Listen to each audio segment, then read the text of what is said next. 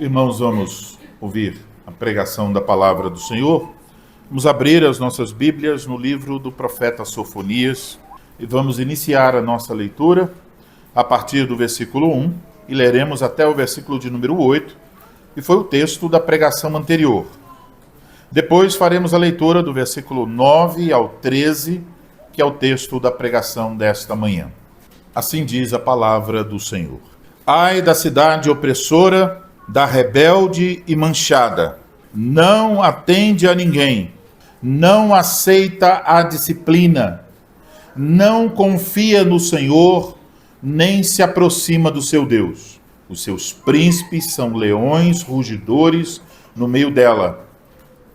Os seus juízes são lobos do cair da noite, que não deixam os ossos para serem roídos no dia seguinte. Os seus profetas são levianos, homens pérfidos. Os seus sacerdotes profanam o santuário e violam a lei. O Senhor é justo no meio dela. Ele não comete iniquidade. Manhã após manhã traz ele o seu juízo à luz, não falha. Mas o iníquo não conhece a vergonha. Exterminei as nações, as suas torres estão assoladas. Fiz desertas as suas praças, a ponto de não haver quem passe por elas. As suas cidades foram destruídas, de maneira que não há ninguém que as habite. Eu dizia, certamente me temerás e aceitarás a disciplina, e assim a sua morada não seria destruída, segundo o que havia determinado. Mas eles se levantaram de madrugada e corromperam todos os seus atos. Esperai-me, pois, a mim, diz o Senhor, no dia em que eu me levantar para o despojo, porque a minha resolução é ajuntar as nações e congregar os reinos, para sobre eles fazer cair a minha maldição e todo o furor da minha ira, pois toda esta terra será devorada pelo fogo do meu zelo. Agora o texto da pregação desta manhã, o versículo 9 até o 13. Então, darei lábios puros aos povos, para que todos invoquem o nome do Senhor e o sirvam de comum acordo.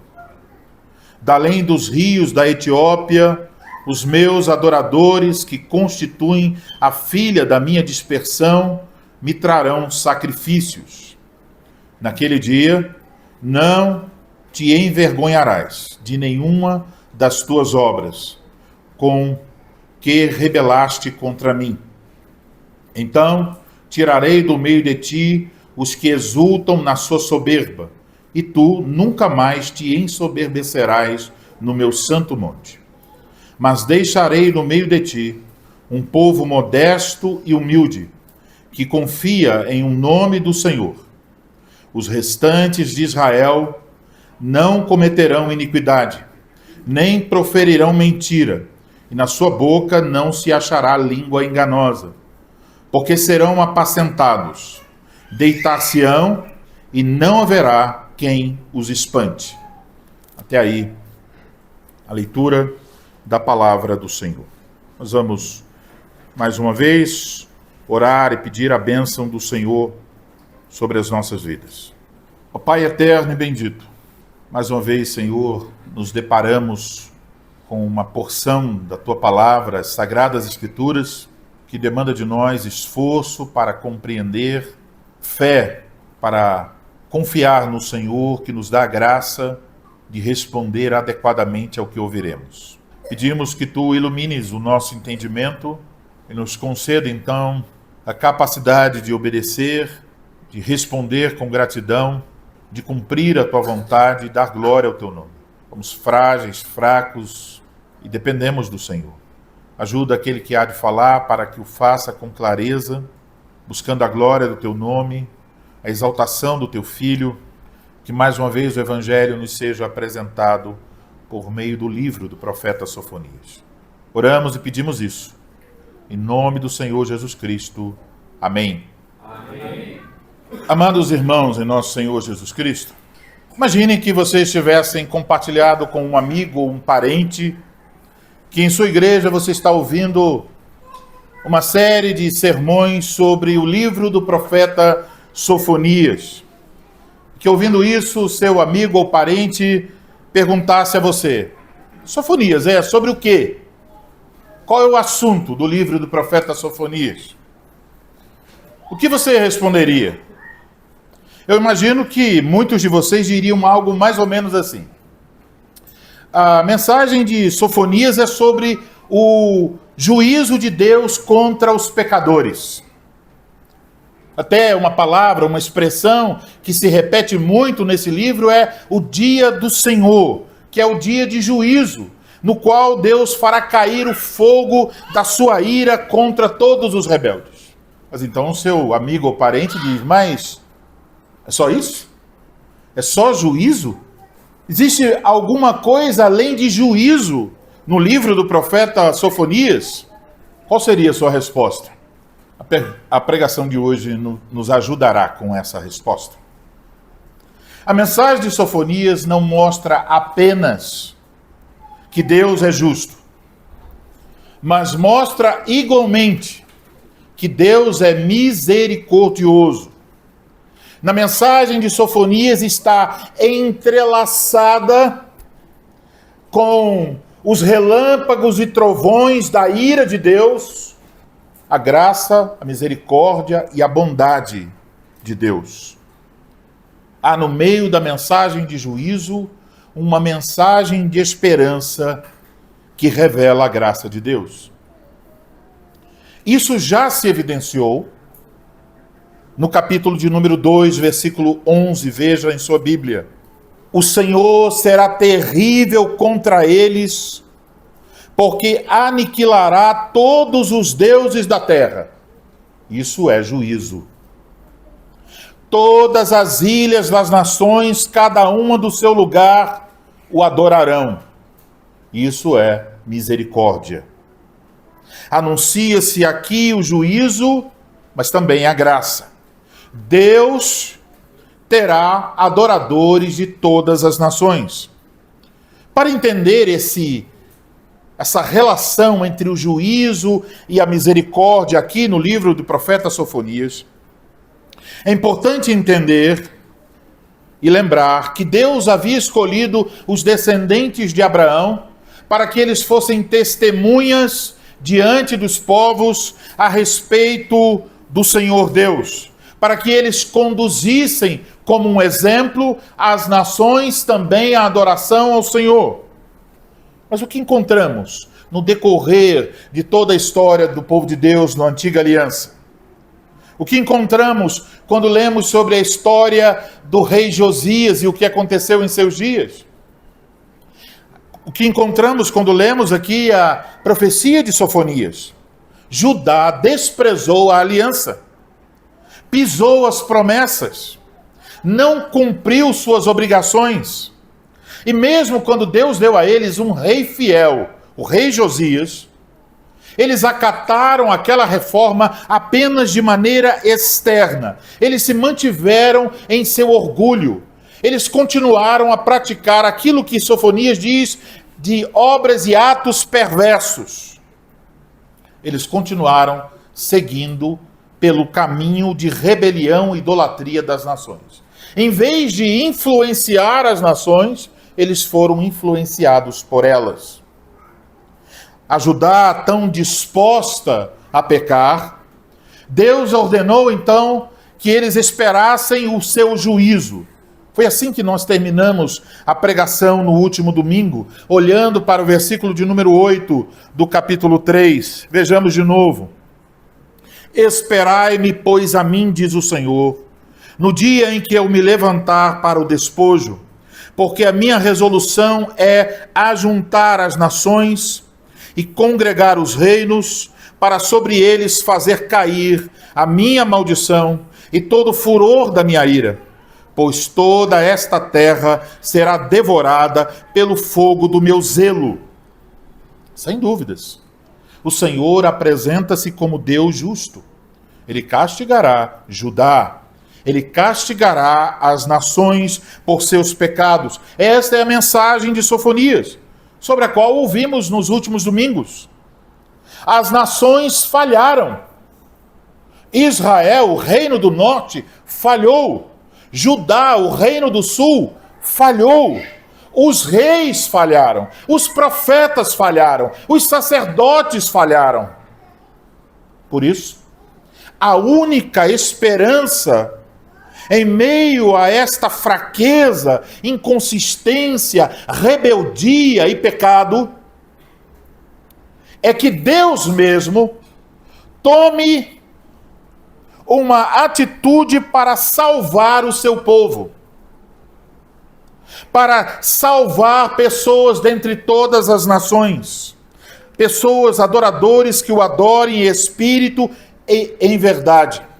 Fica evidente que se Deus não separasse para si mesmo de Judá e das nações pessoas que o adorem, não haveria quem se salvasse. Por isso a mensagem de Sofonias nesta passagem revela exatamente isto, que o Senhor reúne para si ovelhas de todas as nações, pessoas que Ele salva e que Ele cuida. Portanto, eu vos anuncio o Evangelho da graça de Deus sob o seguinte tema: o Senhor é Salvador e Pastor do seu povo. Esse é o tema da pregação desta manhã. O Senhor é Salvador e Pastor do seu povo. Vejamos então como esses dois aspectos se apresentam em nosso texto: a salvação e o pastoreio do Senhor. Vamos olhar para o versículo de número 9. Ele começa com uma promessa do Senhor, que contrasta com suas ameaças no versículo 8. A promessa é esta: darei lábios puros aos povos. Uma vez que os lábios pronunciam o que está no coração, ter lábios impuros significa ter um coração impuro. Ter lábios puros significa que o coração foi purificado. Implica em receber um novo coração.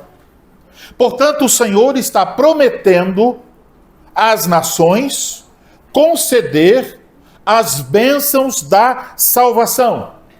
Bênçãos como a mudança do coração, a regeneração, o arrependimento para a vida, o perdão de pecados, a redenção, a justificação pela fé, a santidade. Tudo isso está aqui implícito em darei lábios puros. Porque dar lábios puros é dar um coração puro, um coração novo. Isso mostra claramente que esta não é uma obra que os homens possam fazer por si mesmos. Deus precisa dar. Ele precisa mudar o coração do pecador. É uma iniciativa de Deus. É uma dádiva de sua mão. Portanto, meus amados irmãos, quando nós encontramos essas palavras benditas, darei lábios puros aos povos, o que nós temos diante de nós não é outra coisa senão o próprio Evangelho de Jesus Cristo.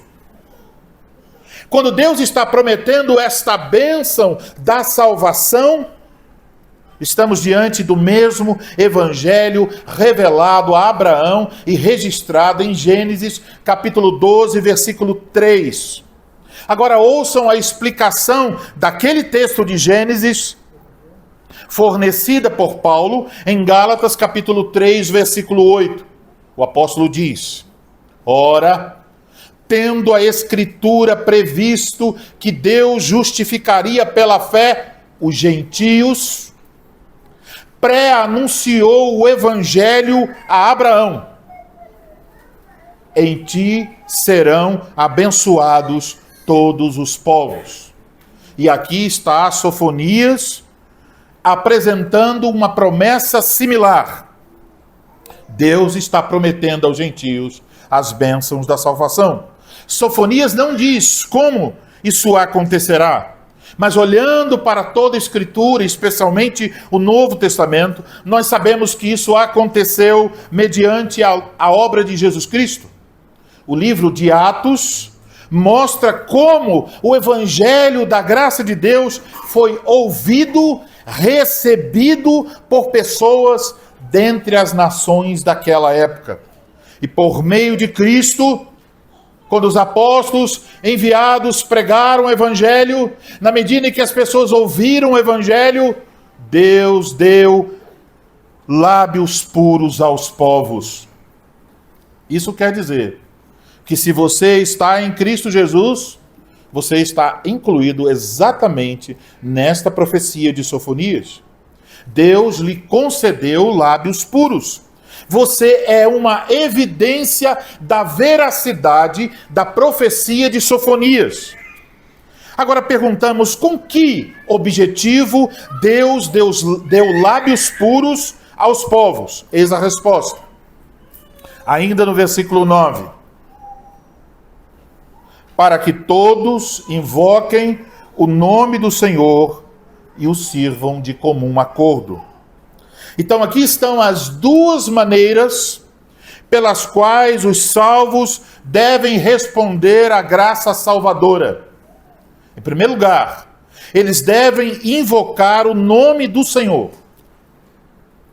Invocar o nome do Senhor implica em reconhecê-lo como Deus. Ao mesmo tempo em que reconhecemos a nossa necessidade dele. O resultado desse reconhecimento, desta confiança, é que nós abrimos mão da autoconfiança para confiar somente em Deus. A profecia de Joel, capítulo 2, versículo 28 ao 32, tão conhecida, sobre a promessa do Espírito Santo, termina exatamente assim. E acontecerá que todo aquele que invocar o nome do Senhor será salvo, porque no Monte Sião e em Jerusalém estarão os que forem salvos, como o Senhor prometeu, e entre todos os sobreviventes, aqueles que o Senhor chamar. Ele diz, o que invocar o nome do Senhor será salvo. Sofonias está falando sobre invocar o nome do Senhor.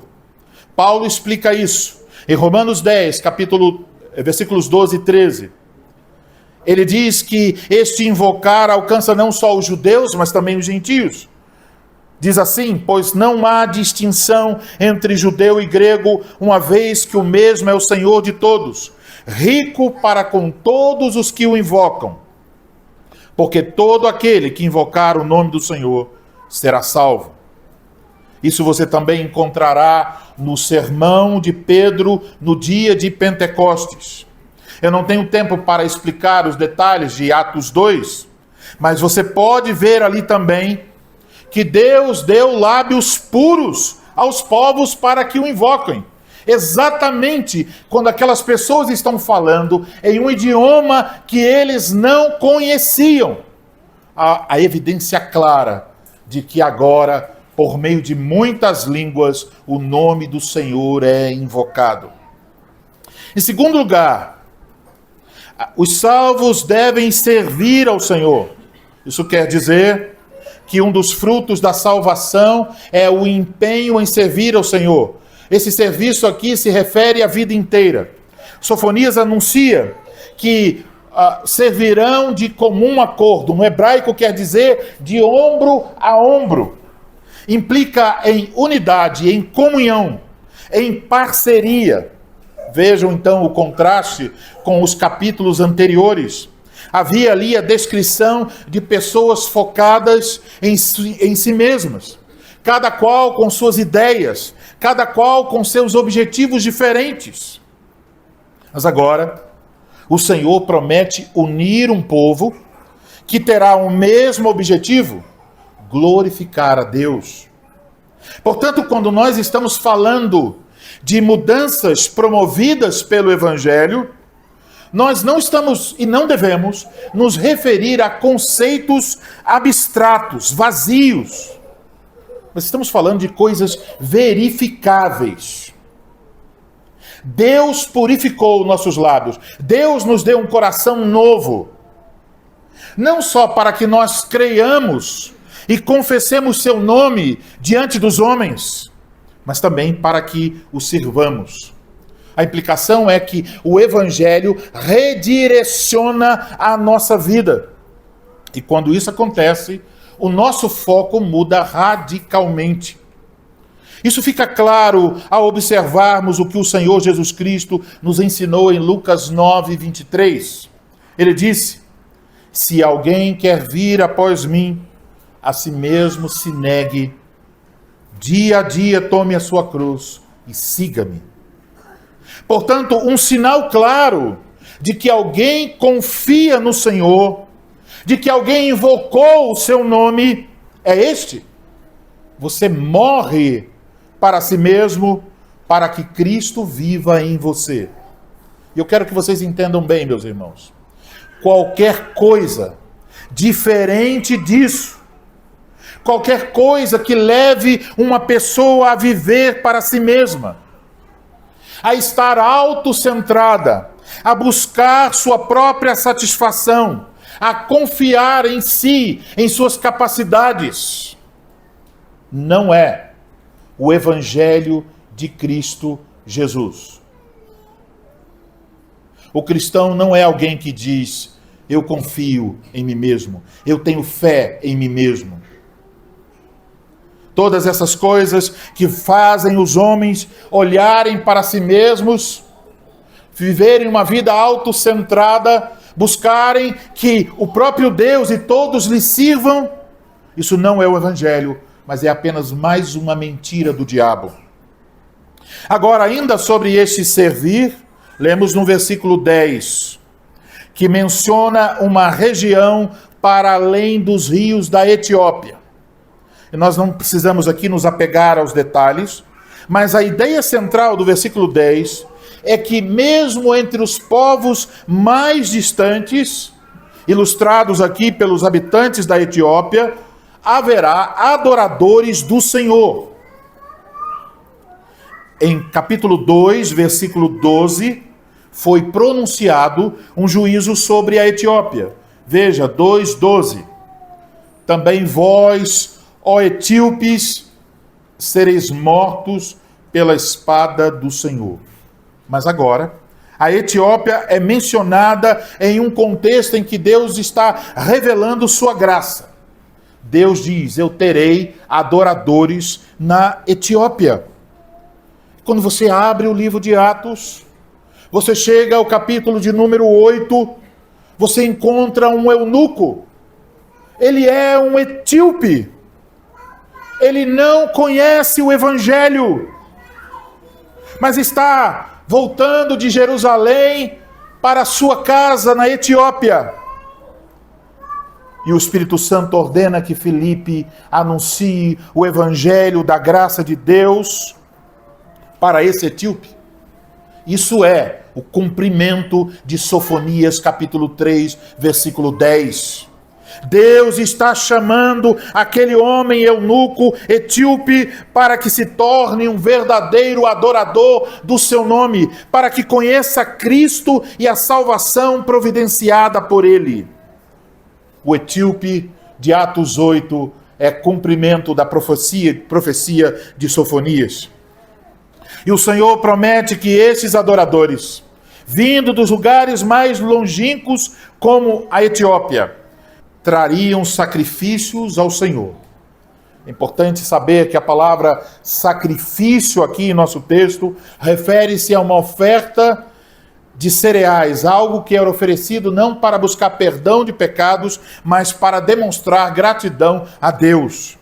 A ideia é que os povos distantes e a própria Judá estariam unidos ombro a ombro para invocar, para servir e para adorar a Deus com sacrifícios de gratidão.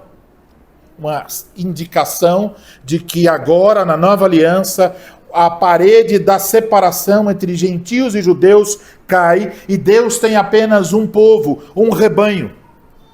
É justamente esta é a mensagem de Sofonias aqui.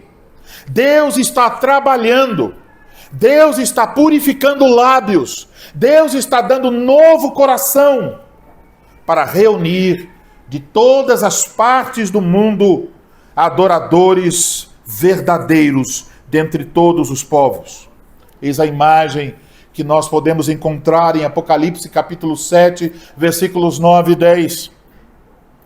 Depois destas coisas vi, e eis grande multidão, que ninguém podia enumerar, de todas as nações, tribos, povos e línguas, em pé, diante do trono do Cordeiro, vestidos de vestes brancas, foram salvos, justificados, santificados, e clamavam em grande voz, dizendo, podem clamar, invocar, porque seus lábios foram purificados. Ao nosso Deus que se assenta no trono e ao Cordeiro pertence a salvação. Aqui está, então, a razão para anunciarmos o Evangelho a outras pessoas. Deus está reunindo o seu povo. Mas Ele não quer apenas que aqueles que são salvos o invoquem e o sirvam. Ele deseja ter com eles comunhão. Isso fica claro no versículo de número 11. Aqui o Senhor volta a falar a Judá novamente. E fala de um dia, naquele dia. É o dia do Senhor, o dia de julgamento. Isso foi mencionado nos capítulos 1 e 2. O Senhor diz que nesse dia de julgamento, esse povo salvo de Judá, o restante, o remanescente, não se envergonharia de nenhuma de suas obras. A razão da falta de vergonha no capítulo anterior é a falta de consciência de seus pecados. A razão para não ter vergonha nesta parte de Sofonias é que o pecado foi perdoado, foi removido. A palavra aqui, quando diz não sentirão vergonha de suas obras, é a mesma palavra usada no final do versículo 7. Mas eles se levantaram de madrugada e corromperam todos os seus atos. São obras perversas. Mas aqui, o Senhor promete perdoar essas obras perversas. E quando não há culpa do pecado, não há mais motivo para a vergonha. Isso quer dizer, a redenção que Deus nos concede não é apenas uma redenção que nos livra do juízo, mas que restaura a nossa relação com Deus, que Adão e Eva perderam no paraíso. Toda a vergonha do pecado original, a vergonha dos nossos próprios pecados, em Cristo, é completamente removida. É por isso que em Hebreus, capítulo 2, versículo 11, o escritor aos Hebreus diz que Jesus não se envergonha de nos chamar de irmãos. Isso é surpreendente. Isso nos ajuda a explicar quão completa é a obra da salvação.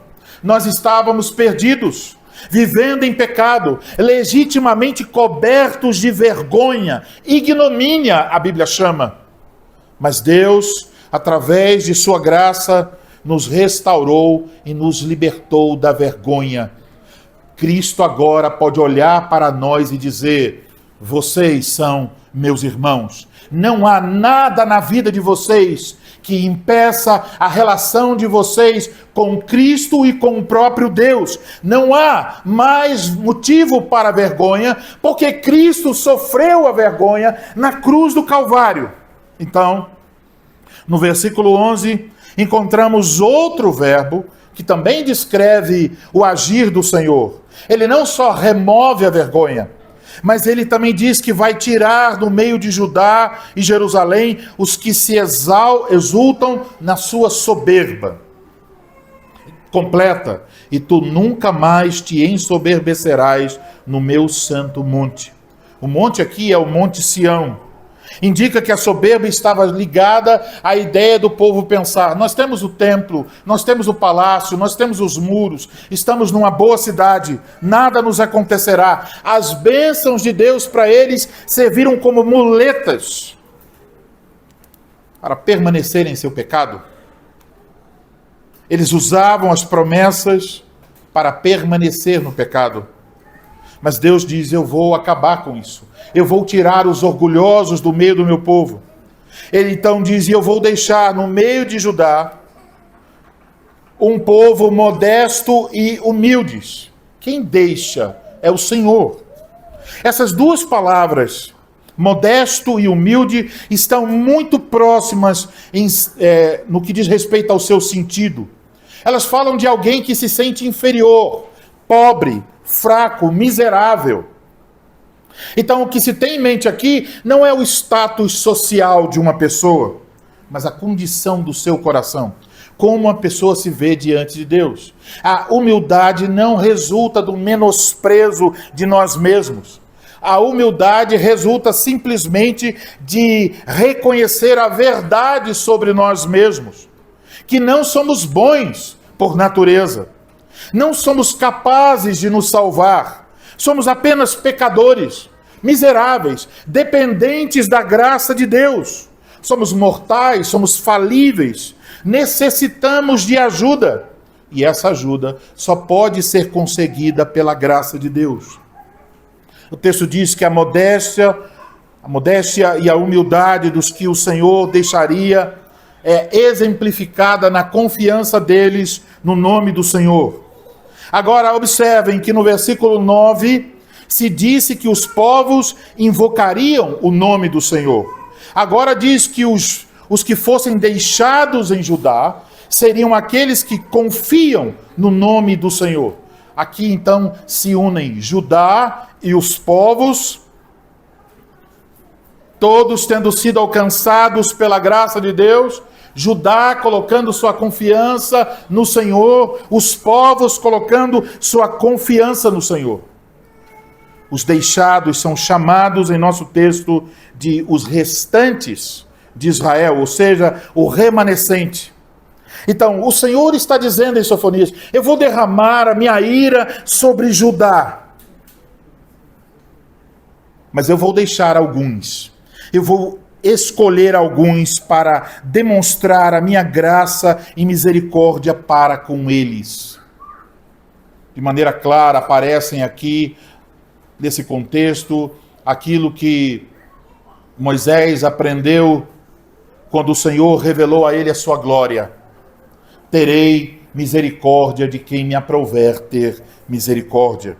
O Senhor escolheu um punhado de gente em Judá para revelar a eles a sua graça, concedendo a eles lábios puros e um coração humilde para servir a Deus. Agora, esta misericórdia revelada a esse punhado de Judá tem a ver conosco. Por quê? Porque se não houvesse aquele resto, se todos tivessem sido destruídos, não haveria um descendente da casa de Davi. O Messias não viria. E sem Cristo nós estaríamos perdidos. A profecia não se cumpriria.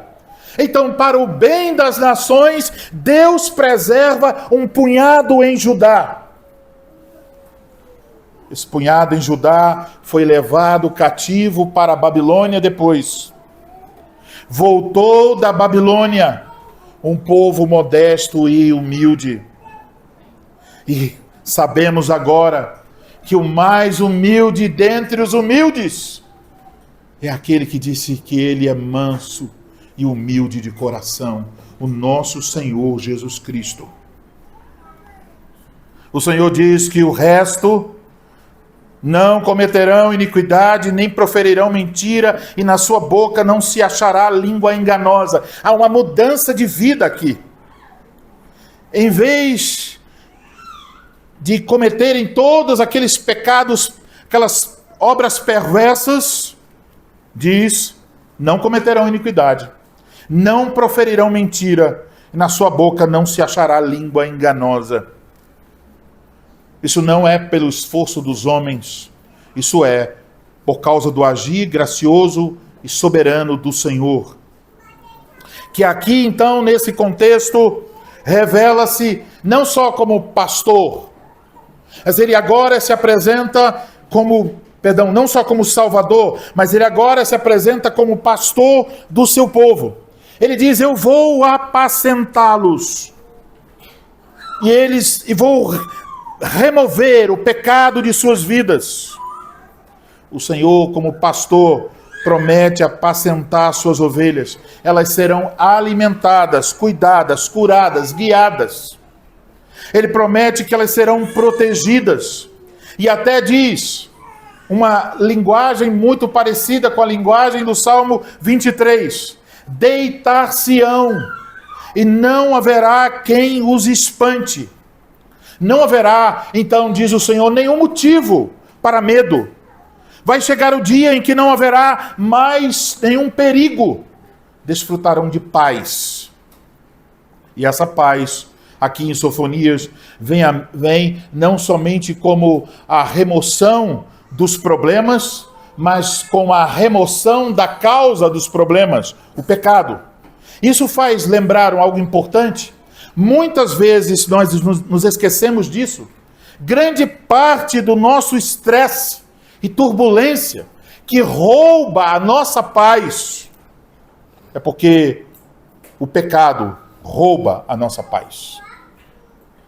Lembre-se disso. Não adianta psicólogo, remédios e outros recursos quando você não tem a paz sobre a qual lemos em Romanos 5. Justificados em Cristo, temos paz com Deus. Mas em Cristo o pecado é perdoado, e então podemos desfrutar de paz. E nesse contexto de paz, está claramente aqui não só a figura do Senhor como Salvador do seu povo, mas no final do nosso texto, ele claramente se apresenta como pastor, não só o pastor de Judá, o pastor das nações. Pois o restante de Judá e as pessoas de todas as tribos, línguas, povos e nações estarão debaixo do mesmo pastoreio. Amados irmãos, eis a mensagem de Sofonias. O Senhor é Salvador e pastor do seu povo. Ele é o Salvador do seu povo. É por isso que os 3 verbos principais do nosso texto indicam nenhuma ação do homem, mas a ação do Senhor. Olhe de novo para o versículo 9. O Senhor diz: darei. Olhe para o versículo de número 11. O Senhor diz: tirarei. Olhe para o versículo de número 12. O Senhor diz: deixarei. Como disseram, ou como dizem as vozes diante do trono e do Cordeiro, a salvação pertence ao Senhor.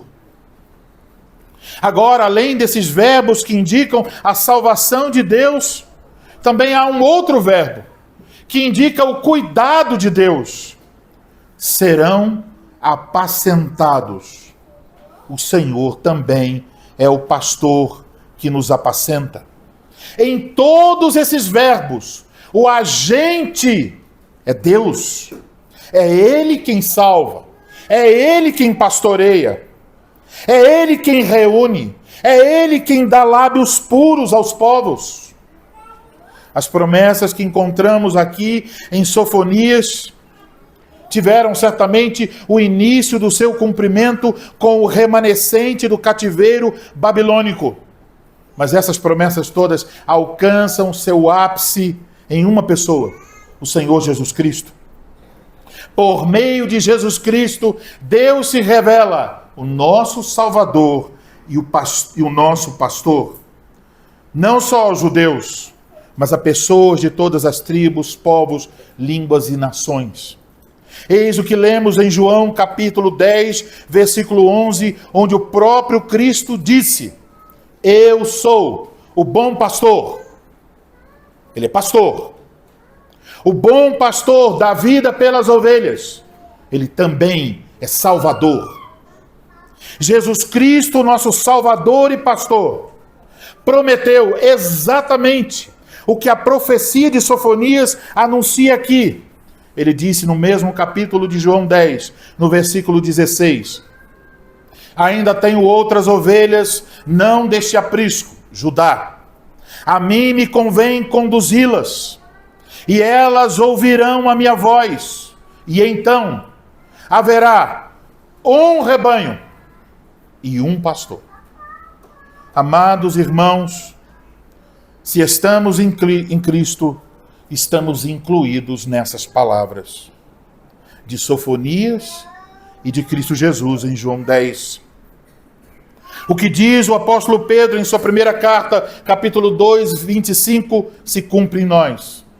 Porque estáveis desgarrados como ovelhas, agora, porém, vos convertestes ao pastor e bispo de vossa alma. Se você está em Cristo Jesus, se você crê nele para a salvação, você é alguém que pode dizer essas duas coisas. Eu tenho um Salvador. Esse Salvador fez por mim o que eu nunca poderia fazer. Ele me livrou de toda aquela ira sobre a qual eu leio no livro do profeta Sofonias. A ira que eu merecia, o castigo que deveria cair sobre mim. Por meio do seu sacrifício, a justiça de Deus foi cumprida e eu recebi o perdão completo de todos os meus pecados. Agora me encontro coberto por perfeita justiça. Meu coração, meus lábios foram purificados para que eu creia com o coração e confesse com os lábios. Aqui está algo sobre o que cada um de nós precisa ter certeza. De que fato essa purificação do coração pelo sacrifício de Cristo tenha de fato ocorrido em você. Não se trata meramente de ir a uma igreja, de usar uma linguagem evangélica, de possuir uma Bíblia na sua casa, de falar o nome de Jesus, de cantar hinos evangélicos. A pergunta é: seu coração já foi purificado pela graça de Deus? Você já recebeu esse perdão? Já foi revestido dessa justiça? Você pode dizer com toda certeza e confiança: Jesus Cristo é o meu Salvador. Você pode dizer isso. Você pode dizer: eu sou um cumprimento vivo da profecia de Sofonias. Deus me deu um lábio puro para que eu o invoque e o sirva. Agora lembre-se, se você diz isso, que Cristo é seu Salvador, e somente se Ele for o seu Salvador, somente nesse caso, você também poderá confessar: Ele é o meu pastor. Então, meus amados irmãos, eis o Evangelho da cruz. Você não só obteve purificação, não só recebeu a graça do perdão, você também recebe a graça do cuidado. Não se esqueça disso. Cristo não só dá a graça do perdão, porque Ele é Salvador, Ele oferece a graça do cuidado, porque Ele é pastor. E esse pastor, que deu sua vida por você, faz uma promessa solene em várias passagens do Novo Testamento. Ele promete cuidar de você. A língua dele nunca mente. Nenhuma palavra enganosa sai dos seus lábios. Uma promessa totalmente confiável. Ele protegerá você não só dos perigos deste mundo. Ele promete preservar você em sua graça, de tal maneira que você está tão sob o cuidado dele, que ninguém pode arrebatar você de suas mãos. Você deve entender esta verdade. Se Cristo é seu pastor agora, Ele será amanhã e eternamente. Ele vai continuar alimentando, protegendo, guiando, curando, sustentando, consolando sua vida. Você foi comprado com seu sangue. Ele não perderá você sob hipótese alguma. Então, Você pode, nesta manhã, olhar para si mesmo pelo espelho da palavra de Deus e dizer: eu sou fraco, eu tenho tristezas, eu sinto angústias na minha alma, mas ainda assim, eu estarei para sempre com Cristo, meu supremo pastor. Certa vez eu li em um pequeno livro sobre a oração, uma pequena história que serve para ilustrar o que eu estou tentando comunicar a vocês. É uma história sobre um caçador. Esse homem estava no mato e de repente ele viu na campina, a uma certa distância de onde estava, uma matilha de cachorros perseguindo um pequeno cervo. O cervo dava sinais de cansaço. E então, sem direção, o cervo resolveu correr em direção ao caçador. O cervo reuniu suas últimas forças. Ele pulou uma cerca. Ele caiu a uns 3 metros do caçador. Os cães também pularam. E o cervo, enfraquecido, correu para o caçador e colocou-se entre as suas pernas. E o caçador simplesmente tomou o cervo pelas suas mãos, levantou o cervo para fora do alcance dos cães. E esse homem começou a girar de um lado para o outro, repelindo os cães. E naquela hora, ele sentiu que nem todos os cães do oeste poderiam tirar de suas mãos aquele pequeno cervo, que nenhum outro animal capturaria naquele momento aquele pequeno cervo que apelara em sua fraqueza para a força do caçador. Amados irmãos, é isso que nós devemos fazer. Em nossa fraqueza, correr para Cristo, o Supremo Pastor. Em nossa fraqueza, apelamos para o seu poder. Corremos para Ele e nunca seremos decepcionados. Você está fraco, está desanimado, está entristecido, está machucado, está cansado. Corra para Cristo, o Supremo Pastor. Sofonias anunciou, Cristo prometeu, Ele é o pastor que cuida de suas ovelhas. Não esqueça isso. Ele não é só o autor da sua salvação. Ele também é o que garante a consumação da sua salvação. Olhe para Ele, corra para Ele, entregue-se ao cuidado dEle. O que você tem em Cristo, essa salvação maravilhosa e proclamada por Sofonias, certamente tem como implicação que ao purificar seu coração, Deus purificou também seus lábios, para que você o invoque, o adore e o sirva com toda a sua vida. Sim, isso é verdade. Mas você pode não fazer isso, você não pode fazer isso por si mesmo. O chamado de Sofonias para invocar e servir precisa da graça de Deus para capacitar você. E você olha para si mesmo e diz, eu sou uma ovelhinha frágil e vulnerável. Mas agora, eis o Evangelho, você pode encontrar conforto e segurança aos pés do pastor que deu sua vida por você. Não saia daí sob hipótese alguma. Não se afaste dele. Fique aí aos pés de Cristo. Porque um dia todos os cães e perigos não existirão mais. O diabo e seus anjos, as nações rebeldes perecerão eternamente.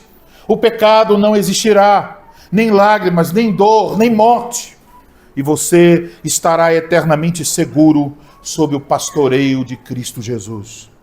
Que dia maravilhoso será este! No dia final, a profecia de Sofonias chegará ao seu pleno cumprimento. Seremos transformados. O pecado terá fim em nossa vida. Não vamos mais cometer iniquidade, e nem mentira, nem engano. Nossos lábios alcançarão a plena pureza para louvar a Deus.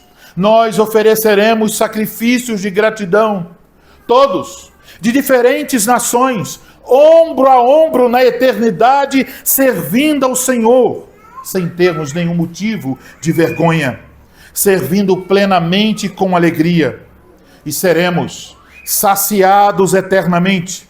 Desfrutaremos de uma paz indizível, que agora nós nem podemos imaginar. Não haverá temor naquele dia, não haverá o pecado dos outros, nem os seus próprios pecados, mas habitaremos no mundo de perfeita justiça. Isso nos é prometido, porque Cristo é nosso Salvador e Pastor. Se você tem a Cristo como Salvador e Pastor, você pode estar certo de que tudo que Sofonias anuncia aqui é seu em Cristo Jesus. Essas também foram as promessas que anunciadas por Ezequiel. E eu quero encerrar lendo essas palavras. Abra sua Bíblia em Ezequiel, capítulo 37, versículos 24 a 28. Ezequiel 37, 24 a 28. Observem que não só vocês, mas seus filhos também estão aí. O meu servo Davi reinará sobre eles. Isso é uma referência a Cristo. Todos eles terão um só pastor. Andarão nos meus juízos. Guardarão os meus estatutos e os observarão. Habitarão na terra que dei a meu servo Jacó, na qual vossos pais habitaram. Habitarão nela, eles e seus filhos, e os filhos de seus filhos para sempre. E Davi, meu servo, será seu príncipe eternamente. Farei com eles aliança de paz. Será aliança perpétua. Estabelece-los-ei e os multiplicarei, e porei o meu santuário no meio deles, para sempre. O meu tabernáculo estará com eles. Eu serei o seu Deus, e eles serão o meu povo. As nações saberão que eu sou o Senhor, que santifico a Israel, quando o meu santuário estiver para sempre no meio deles. Eis a promessa. Portanto, meus irmãos queridos, ouso dizer com base em quem Cristo é e no que Ele fez por nós, que mesmo rodeados por tantos perigos no presente, mesmo sendo tão fracos como somos, estamos tão seguros quanto estaremos na eternidade, porque já estamos nos braços de Cristo e seu poder gracioso acolhe a nossa fraqueza. Amém. Amém.